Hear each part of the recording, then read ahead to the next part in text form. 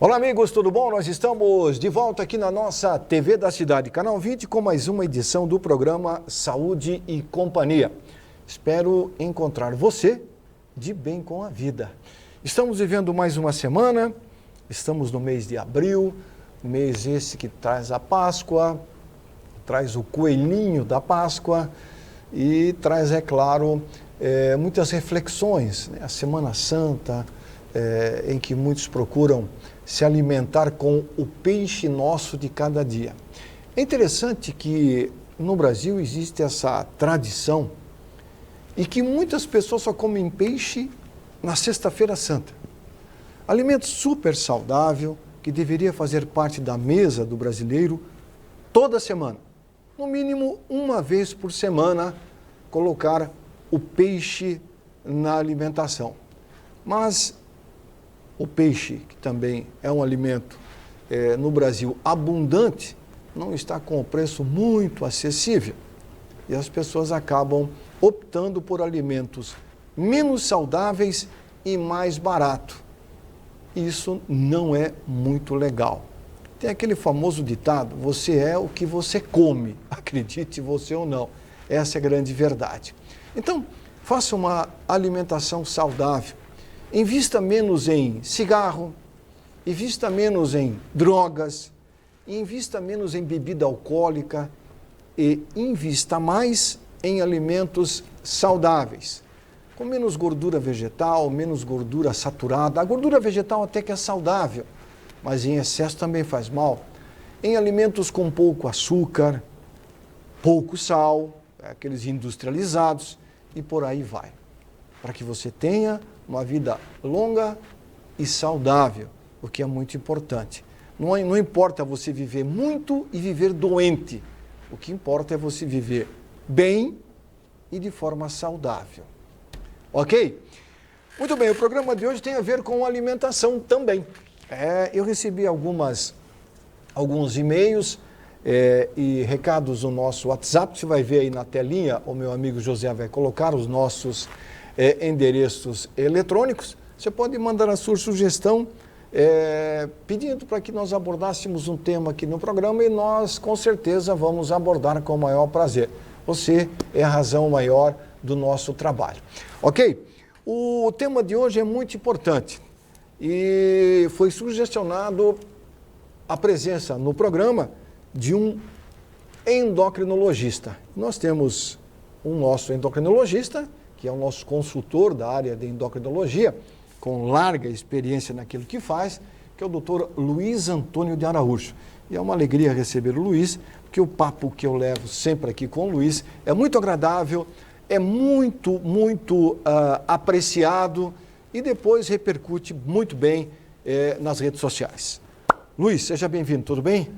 Um prazer, Arivan, estar no teu programa mais uma vez e falar em alimentação saudável sempre é uma tônica assim, que pode ser atualizada e sempre é importante reforçar, né, para se buscar, como tu comentasse, uma boa longevidade com qualidade de vida, a gente se alimentar de alimentos saudáveis e se alimentar de atividade física regular. Que é importante, né, Luiz?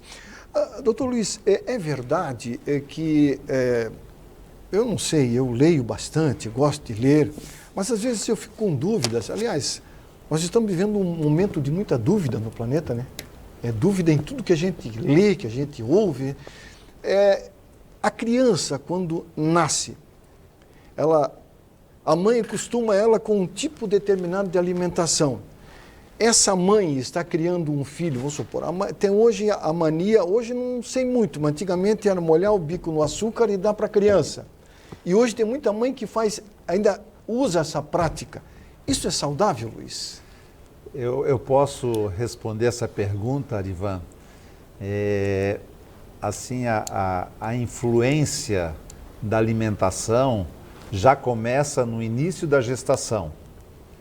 Ou seja, a forma como a gestante se alimenta, a forma como a gestante administra o seu peso durante os 9 meses ou um pouco menos de gestação, já vai predispor de como será essa criança no futuro. Então, se a mãe passa por privação alimentar, isso já vai ter uma conotação no pâncreas da criança, do feto. Se a mãe se alimenta de forma excessiva, e principalmente que acarrete um aumento de peso acima do que está pré-determinado pela própria gestação, já vai influenciar futuramente nessa criança do ponto de vista de risco de doenças metabólicas. O que são doenças metabólicas? São doenças relacionadas ao metabolismo, ou seja, o excesso de peso na criança, que pode levar num futuro a um pré-diabetes, um diabetes, o aparecimento de gordura no fígado, esteatose hepática, pode acarretar o aparecimento de alterações de gordura no sangue, o colesterol total, colesterol ruim, o LDL colesterol. Então, passando esse período de gestação, é lógico que a maneira como a criança vai se alimentar também vai influenciar futuramente no metabolismo dessa criança. Então isso tem uma influência direta, Luiz? Com certeza, com certeza. A gente já começa depois da concepção, durante a gestação, e ela evolui na primeira infância, segunda infância e para diante. Então, é importante a gente salientar que nós somos frutos do que nós chamamos de epigenética. A genética é o que a gente herda dos genes dos pais, e a epigenética é o que a gente vivencia durante a vida em relação ao tipo de alimentação, em relação ao estilo de vida, atividade física, etc. Doutor Luiz, saindo um pouquinho dessa linha de pensamento, a sua observação foi muito objetiva, até porque muitas mães às vezes relaxam um pouco no quesito prestar atenção, né, naquilo que o médico fala durante o período gestacional, do que pode acontecer, as mudanças que ela vai ocorrer quando a criança nascer, o sistema emocional, essa coisa toda. Uma pergunta que uma senhora me fez quando me perguntou essa semana quem eu iria entrevistar, eu achei interessante. Ela tem uma netinha de 9 anos, quase 10 anos, vai fazer 10 anos por esses 2 meses aí. E essa menina, ela tem já peluzinho em cima é como se fosse bigodinho e peluzinho no buço. E ela está preocupada com isso. Isso é normal? Ela me fez essa pergunta. E é claro que você é a pessoa indicada para responder isso. A puberdade, tanto masculina como feminina, já foi em idades um pouco mais adiantadas, e essa puberdade ela tem diminuído cada vez mais com a idade. Hoje já se considera aceitável o início da puberdade após os 8 anos e meio, 9 anos. O que é uma idade assim bastante precoce. Então, quando a gente tem alteração de pelos, tanto no menino, que é próprio do sexo masculino, como principalmente nas meninas, a gente tem que pensar, quando ocorre precocemente, a gente tem que pensar numa alteração hormonal. Então, nós podemos, os pelos são dependentes da produção dos hormônios, os hormônios androgênicos, tá? Que o mais importante é o hormônio masculino, a testosterona. Então, nós temos situações onde a menina pode estar produzindo uma quantidade aumentada de hormônio masculino e começar a se manifestar com um aumento de pelos, né, em locais que não são apropriados para o sexo feminino e para a idade. Então tem que ser investigado. Porque quando começa o aumento de pelos em função da puberdade, esse aumento de pelos vai ocorrer nas meninas, principalmente na região pubiana, né? Então a gente classifica de grau 1 até grau 6 o desenvolvimento dos pelos pubianos, tanto masculinos como femininos. Então, quando surge esse tipo de situação, com certeza tem que ser investigado. Quem investiga nessa faixa etária são os endocrinologistas pediátricos. Em Joinville nós temos excelentes profissionais nessa área, e afastar a possibilidade de ter uma alteração hormonal. Isso pode ser uma alteração hormonal, Luiz? Pode ser uma alteração hormonal ou pode ser decorrente de uma puberdade precoce, ou seja, antes do momento que está previsto esse aparecimento de pelos. Voltando à questão alimentar, hoje se fala muito sobre a quantidade de hormônios em determinados alimentos que são muito consumidos no dia a dia. Isso pode influenciar, Luiz, com relação a esse descontrole hormonal? Essa tua pergunta é muito interessante, né? Porque nós temos hoje, dentro da endocrinologia, uma área que estuda justamente as alterações hormonais decorrentes de alimentos, decorrentes de produtos como agrotóxicos, né? E decorrentes de outros produtos que podem interferir na produção hormonal, ou aumentando a produção hormonal em determinadas glândulas ou diminuindo a produção hormonal. Então a gente acabou de falar de puberdade precoce, né? A gente sabe que hoje para acelerar o crescimento de aves, né? Para acelerar o crescimento de gado, né? Quando são terneiros, e para acelerar esse desenvolvimento, hoje se usam produtos à base de hormônio feminino, de estrogênio, né? Então, isso faz com que quando a gente ingere uma quantidade de carne ou de ave que tenha sido usado o estrogênio para o desenvolvimento, esse estrogênio pode influenciar na produção hormonal da pessoa que faz uso desses alimentos. Nós temos agrotóxicos também, vários agrotóxicos, né, que acabam em função de chuvas com trovoadas e que assim fazem uma lavação desses agrotóxicos e levam para os córregos, desses córregos levam para os rios, e posteriormente parte desses rios vão servir como fonte de água das cidades. A gente pode estar ingerindo também alguns produtos à base que possam interferir na produção hormonal. Então nós temos que estar atento a esses aspectos, sem dúvida nenhuma. Agora, falando em água, Luiz, você vem de família do interior? Eu sou da cidade de Timbó, sou timboense da Gema. Timboense da Gema. Uma cidade de origem alemã, e assim, na realidade é uma cidade do interior. Interior. Você chegou a tomar água de filtro de barro?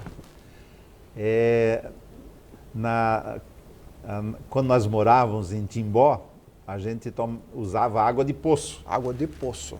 Né? Se não tinha água encanada, usava água de poço. E como a água era de uma qualidade muito boa, a gente não usava água de filtro de barro. Filtro de barro. Mas a família do meu pai é de Florianópolis, a gente sempre passava as férias em Florianópolis. E em Florianópolis a gente fazia uso da água em filtro de barro, sem dúvida. Você acha que é uma boa ter um filtro de barro em casa para utilizá-lo para consumo da água, a água potável para criança ou para adulto, Luiz?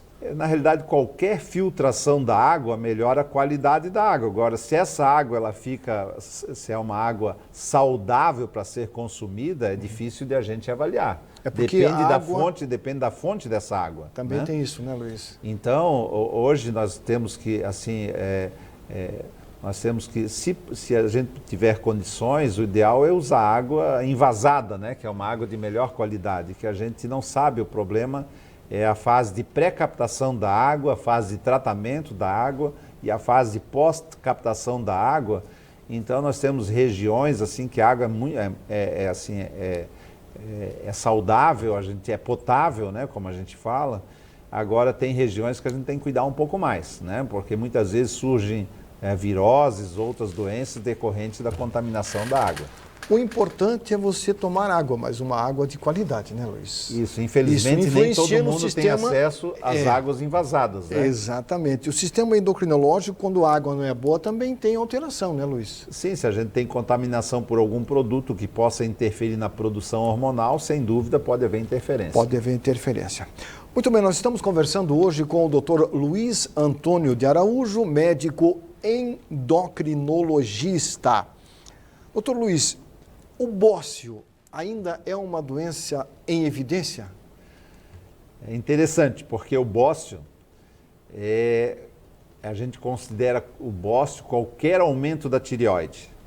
Então, nós podemos ter um aumento da tireoide de maneira difusa, né, que é um bócio, e nós podemos ter um nódulo na tireoide que a gente chama de bócio nodular.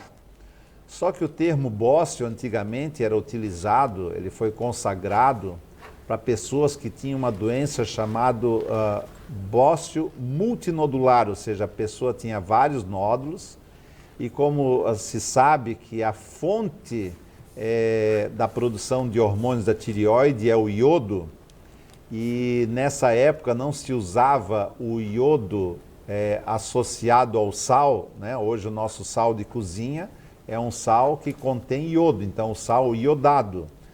Mas na época se fazia uso de sal grosso e como não tinha a quantidade adequada de iodo, a tireoide ela tinha que trabalhar mais, ela hipertrofiava, aumentava mais e as pessoas tinham um bócio, né, que se exteriorizava, era na região do pescoço, que era grande esse bócio, e assim chamava muita atenção, mas é uma doença benigna, só que fazia um efeito um efeito de massa no local, com compressão de cordas vocais, compressão da traqueia, as pessoas passam a ter dificuldade para engolir, pode ter alteração da voz, e muitas vezes essas pessoas tinham indicação de fazer cirurgia.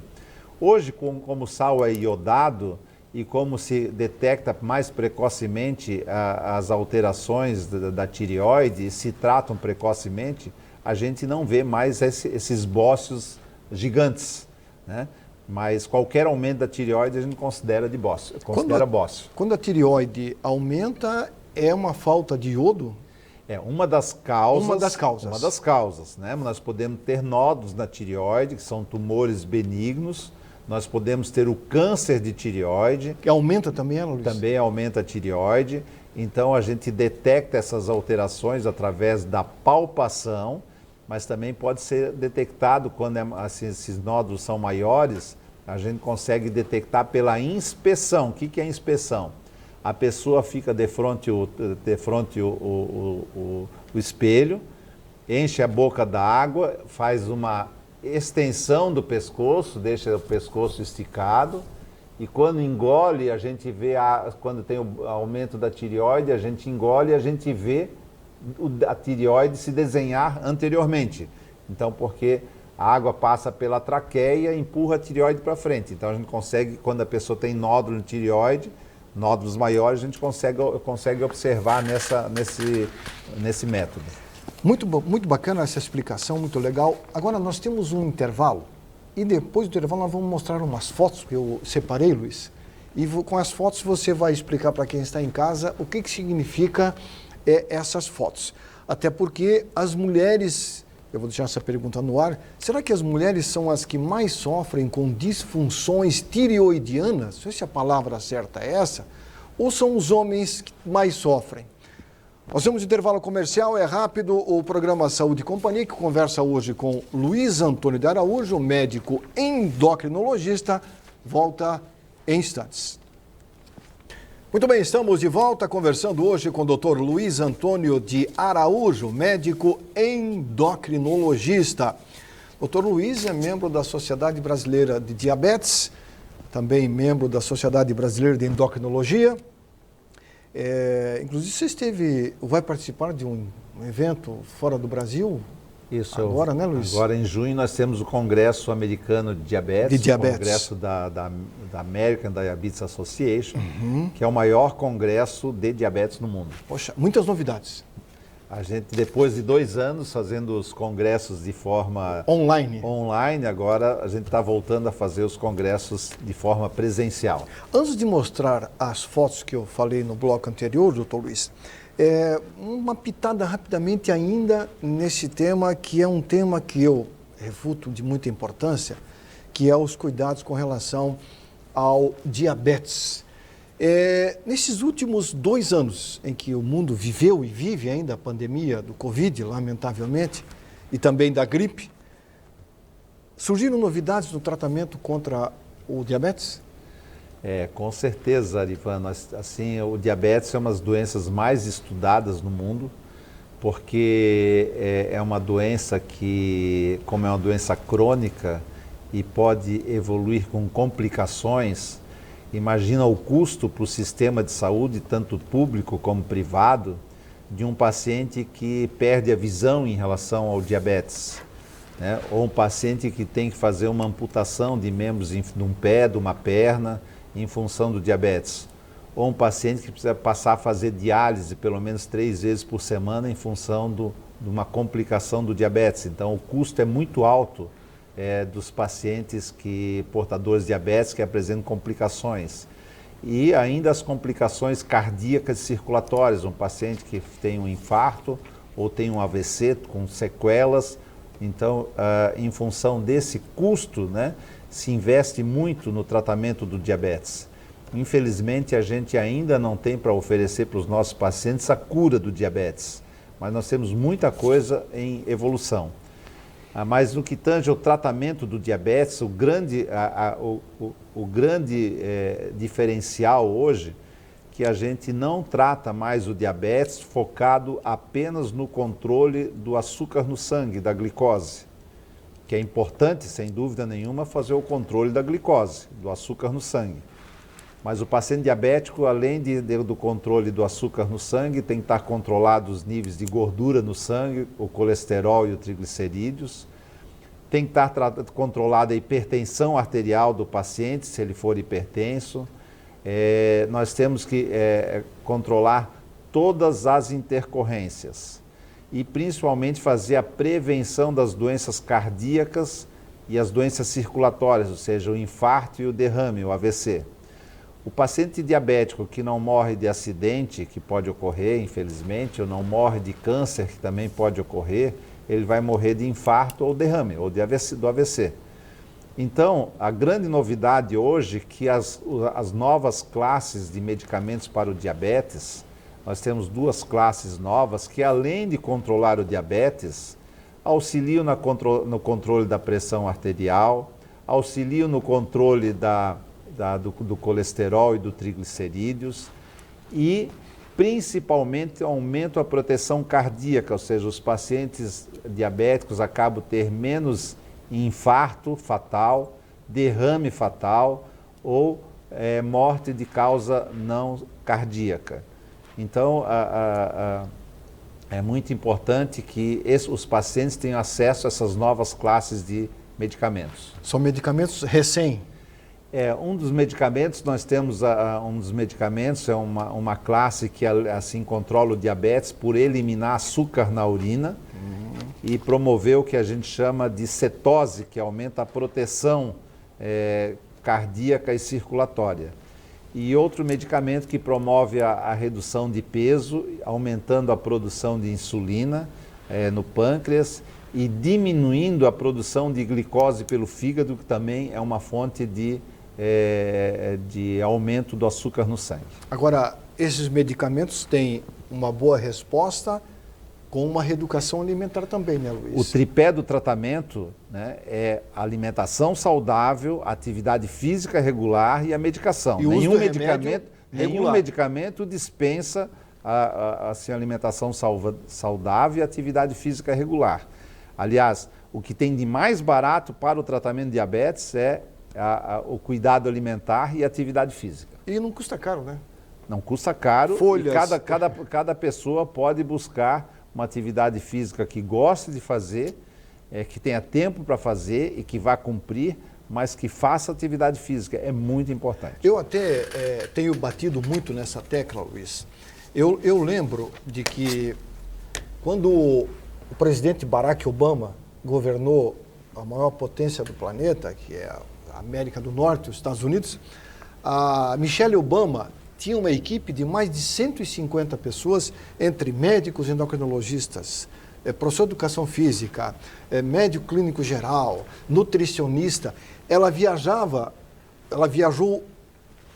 pelo país inteiro levando um projeto chamado Moving, Mexa-se, que visava conscientizar o americano, que é um povo obeso, de que a obesidade mata de forma precoce, causa diabetes e custa para, não o governo, mas para o povo como um todo, uma fortuna para tratar essas doenças que você falou, que é o diabetes e outras ocasionadas pelo apetite voraz, pela falta de atividade física, pela inatividade, que leva o poder público a investir bilhões sem resultados.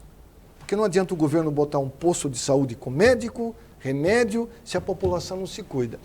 E no Brasil nós deveríamos ter também essa iniciativa, né?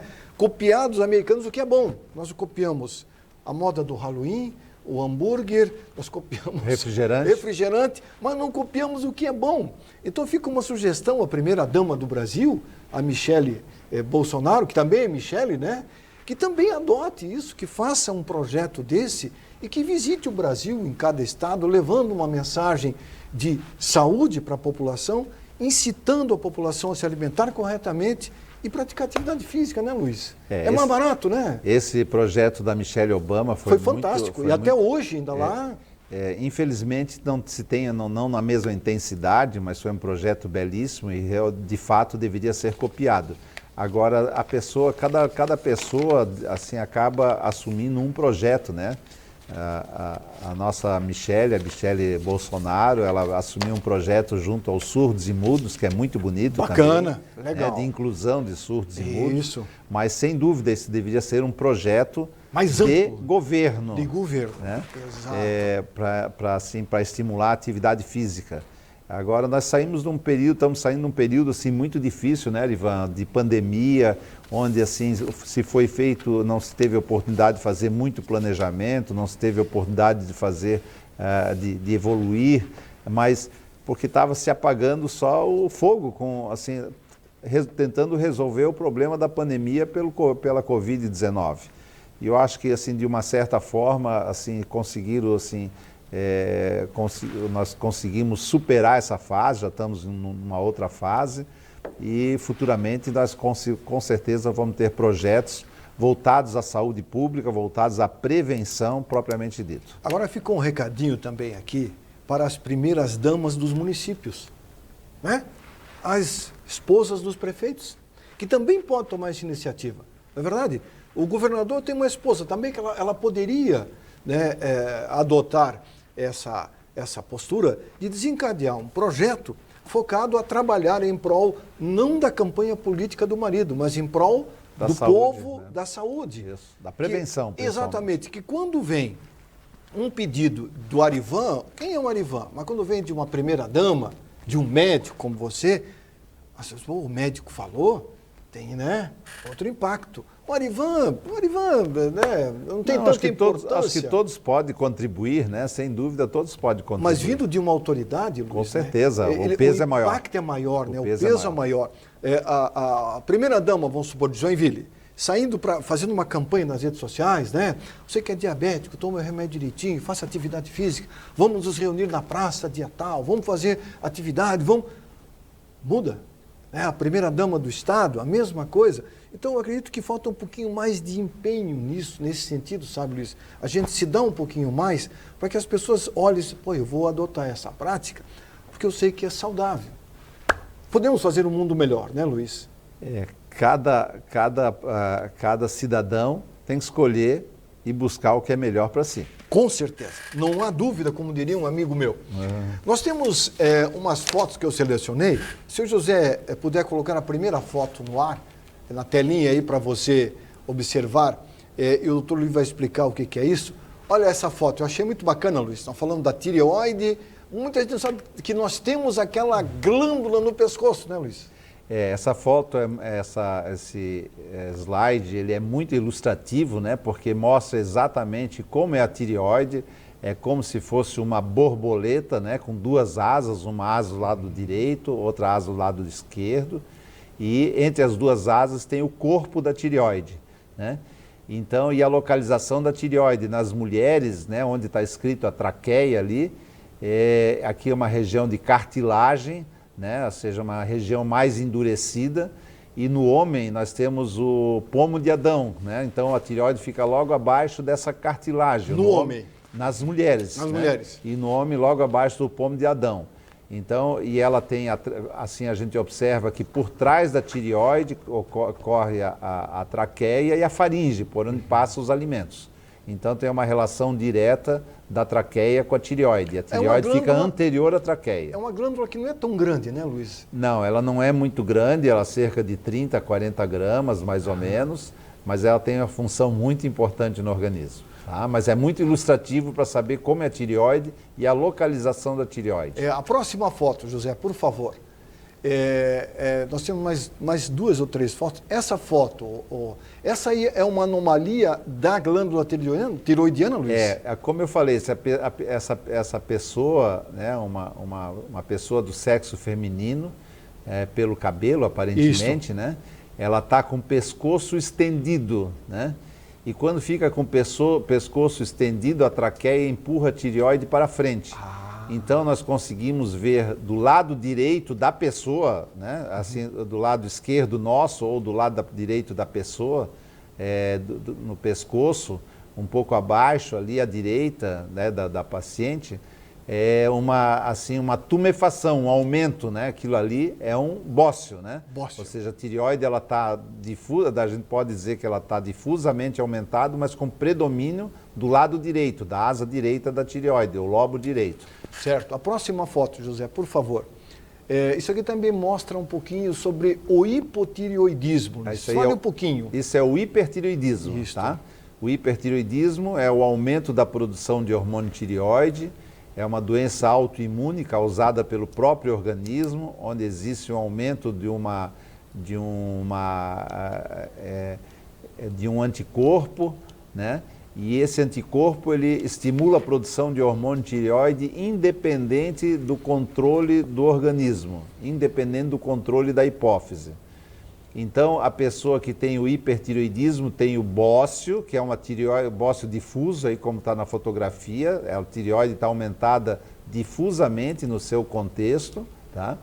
E como sintomas, nós temos um nervosismo, assim, se vocês olharem os olhos dessa figura, né, está com um olhar brilhante, assim, esbugalhado, isso é característica do hipertireoidismo.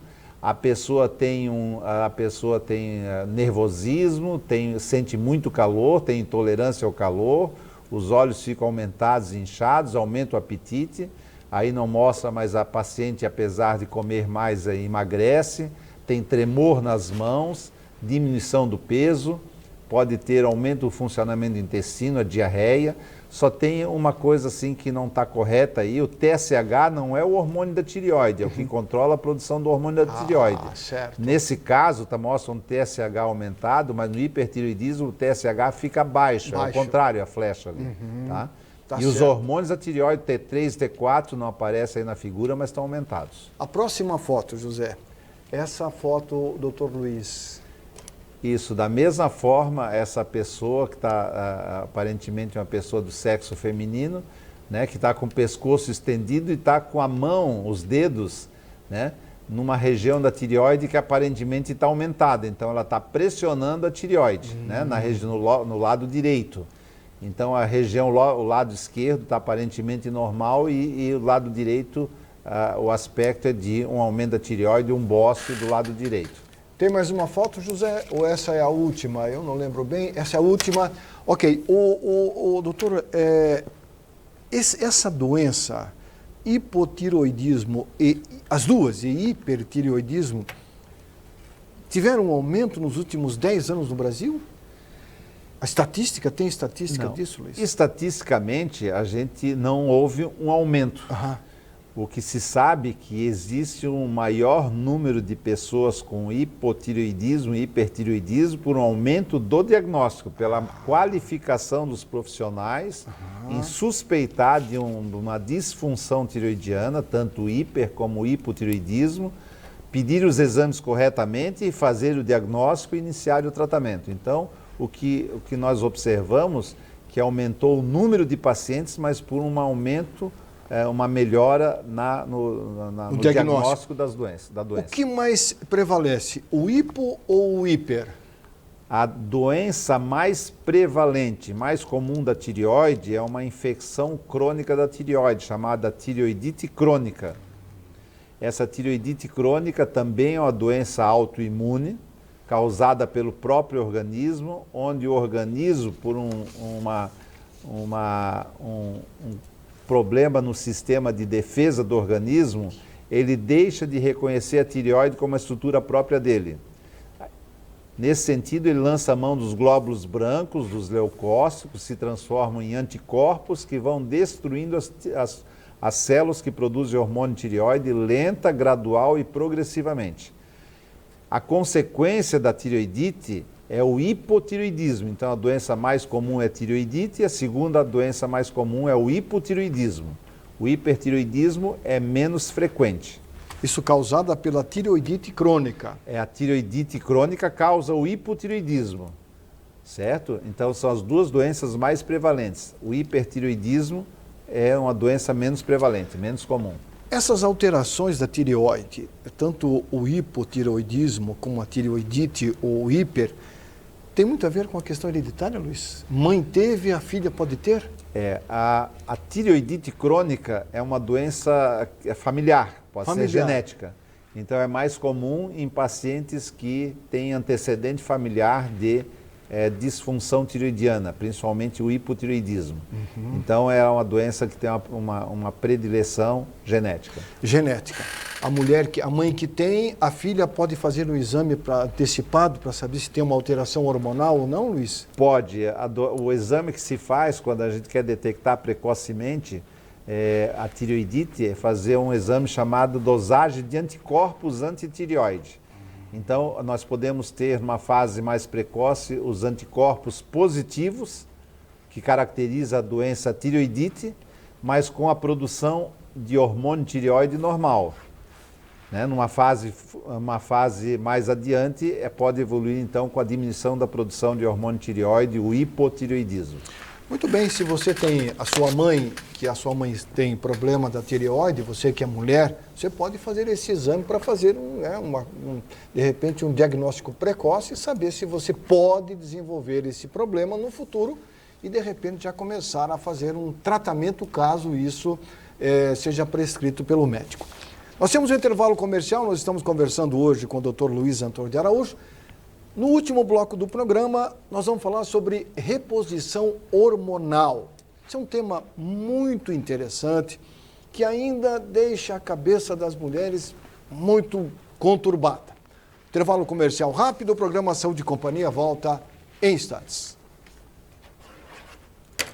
Muito bem, estamos de volta com o programa Saúde e Companhia, conversando hoje com o Dr. Luiz Antônio de Araújo, médico endocrinologista. Eu esqueci de fazer uma pergunta no bloco anterior, doutor Luiz, sobre homem e a tireoide. O número de homens com disfunções tireoidianas aqui na região de Joinville é alto ou não?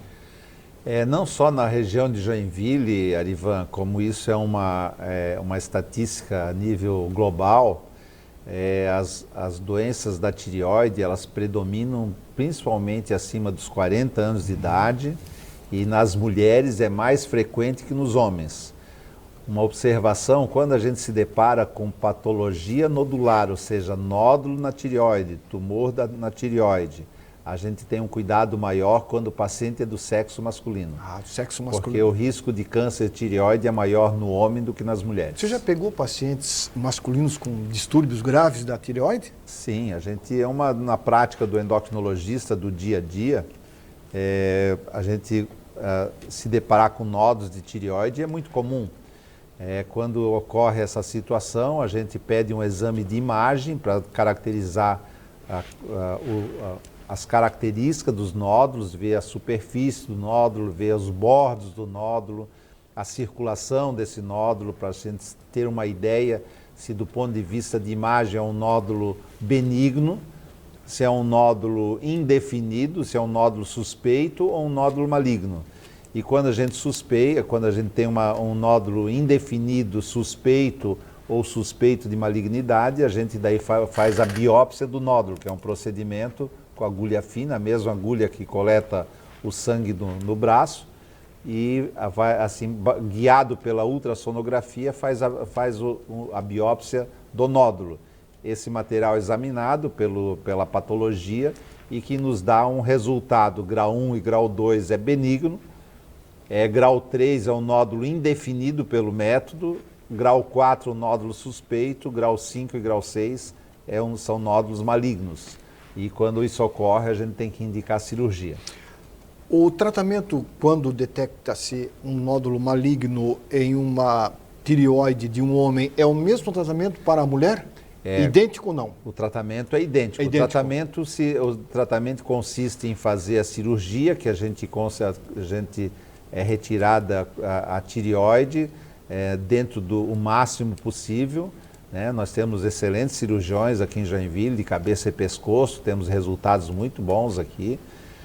Depois de retirada a glândula tireoide, sempre sobra um pouco de tecido tireoidiano, para preservar as glândulas paratireoides, que controlam o metabolismo do cálcio, e para preservar um nervo que controla as cordas vocais. Então, o procedimento seguinte é dar uma dose de iodo radiativo. Esse iodo ele queima o resto da tireoide para eliminar, e esse paciente é acompanhado com um marcador no sangue, né, para a gente saber se tem alguma atividade tumoral ou não. Normalmente não se indica para câncer de tireoide nem radioterapia, nem quimioterapia.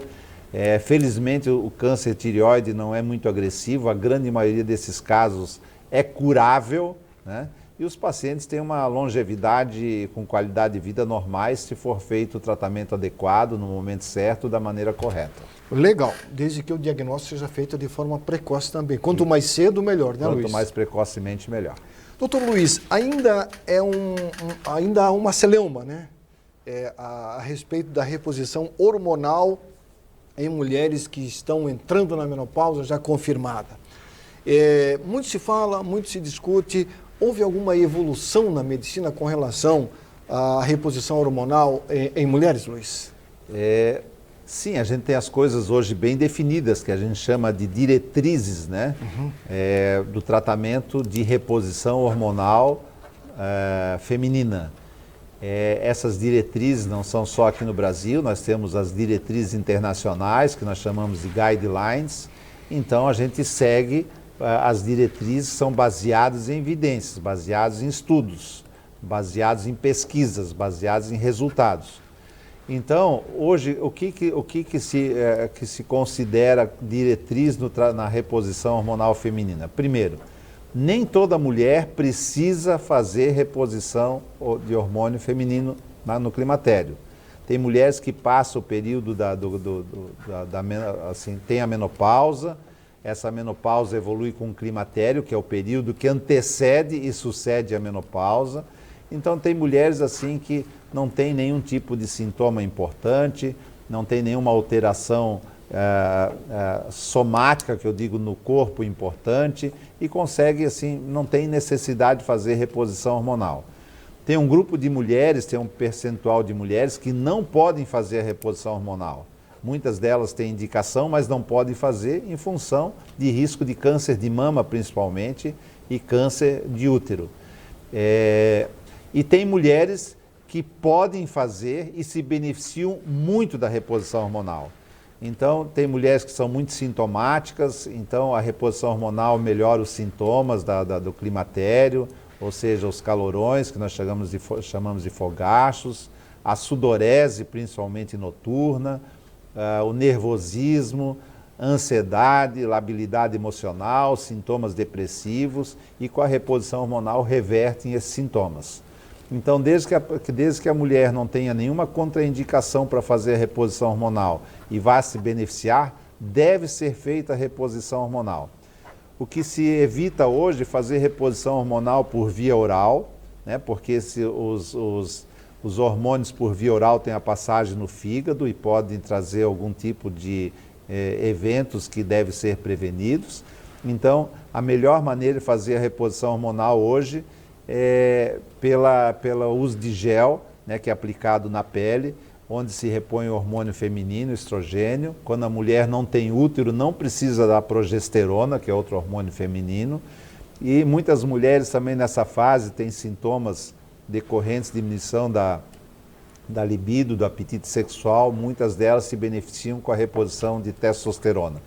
Mas o tratamento sempre deve ser individualizado e respeitado o paciente individualmente. Se trata o paciente, não se trata o climatério. Essa observação que você fez agora aí, se trata o paciente, não o climatério. Por quê?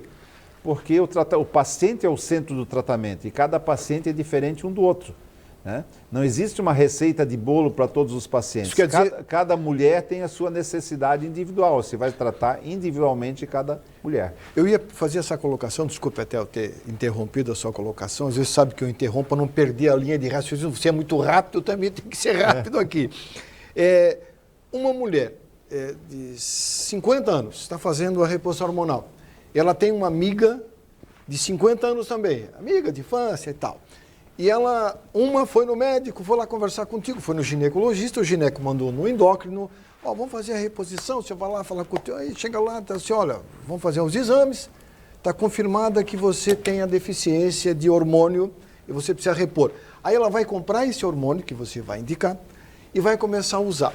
Ela vai sentir uma melhora. A amiga dela, que também tem sintomas parecidos com o dela, vai dizer assim, amiga, olha, eu fui lá no doutor Luiz Antônio, ele me receitou esse gel aqui, que é uma beleza. Eu também vou comprar para mim. É correta essa prática? Absolutamente, Ivan. Porque essa primeira paciente que foi no endocrinologista, foi no ginecologista, ela fez a mamografia para ver se não tem nenhum nódulo mamário, ela fez uma ultrassonografia pélvica para ver se não tem nenhum problema no útero, né, e nos anexos. Ela fez uns exames de colesterol total, colesterol bom, colesterol ruim, fez os exames de diabetes e essa paciente foi constatado que ela não tem nenhuma contraindicação para fazer a reposição hormonal. Então, nenhum paciente deve fazer a reposição hormonal, nenhuma mulher, né, sem fazer uma avaliação com o ginecologista, fazer avaliação com o endocrinologista, para daí então iniciar a reposição de forma individualizada. Um exemplo, a pessoa que por uma razão qualquer teve que, numa determinada fase da vida, teve que fazer a retirada do útero, a causa mais comum é a presença de miomas. A reposição é totalmente diferente da pessoa que tem o útero ainda, né? Ou a pessoa que tem, tem uma sensibilidade maior, se individualiza a dose do hormônio, ou seja, o estrogênio tem a dose, tem que ser individualizada, a progesterona tem que ser individualizada e a testosterona, quando tem indicação, também deve ser individualizada. Isso quer dizer, se faz uma avaliação do paciente peso, altura, para saber a quantidade ideal. E a sensibilidade do paciente, né? Que a sensibilidade, assim, a gente tem que avaliar, porque muitas vezes se inicia uma determinada dosagem e não se consegue um benefício na redução dos sintomas. Daí a gente tem que aumentar a dose do hormônio. Ou a pessoa está usando uma dosagem que pode depois ser reduzida. Então vai se avaliando periodicamente cada caso. Colesterol elevado também é um problema para a reposição hormonal, Luiz? O colesterol, o que acontece? Quando principalmente se faz reposição de hormônio feminino no climatério via oral, né, esses hormônios eles têm uma passagem pelo fígado e pode acarretar um aumento do colesterol LDL, o colesterol ruim. Então, alguns pacientes têm algum tipo de alteração no fígado, também deve ser evitar então a reposição via oral. Então, principalmente quem já tem o colesterol aumentado, está fazendo tratamento para controlar o colesterol, deve evitar essa via oral e usar uma via dérmica, que a gente chama, né? Ou seja, o uso de gel que é aplicado nos braços, no abdômen, na parte interna das coxas, então onde tem uma boa absorção desses hormônios. Doutor Luiz, álcool, mulher, sistema endocrinológico. As mulheres estão bebendo mais hoje em dia, segundo estatísticas. Isso é bom para a mulher, Luiz? A gente não faz apologia ao álcool. Certo. Mas o álcool, se usado de forma adequada, o que é uma forma adequada? Para os homens, no máximo, 1 dose dia, 2 doses dias, nas mulheres, no máximo, 1 dose dia, pode ser até benéfico para a parte cardiovascular, para a parte cardíaca. Lógico, desde que não haja contraindicação. O problema do álcool é o excesso de álcool, né?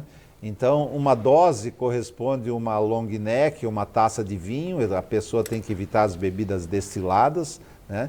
Mas nessa quantidade. Mas quem não faz uso de álcool, não vai usar álcool para ter esse benefício, absolutamente. Mas é só para a gente deixar bem claro que o álcool pode ser até benéfico. O problema do álcool é sempre a quantidade, porque o álcool em excesso, em relação à parte hormonal, não influencia, mas o álcool pode acarretar problemas de fígado muito importantes, a cirrose é a complicação mais importante.